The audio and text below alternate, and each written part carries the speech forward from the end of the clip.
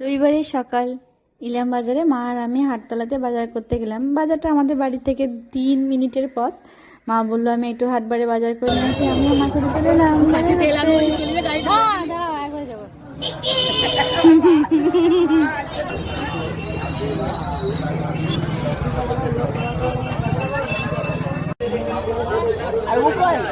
কে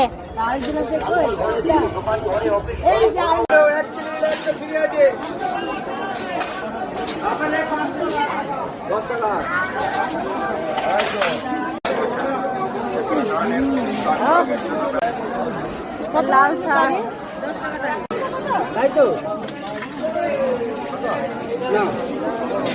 হলুদটা একদম কাটাই।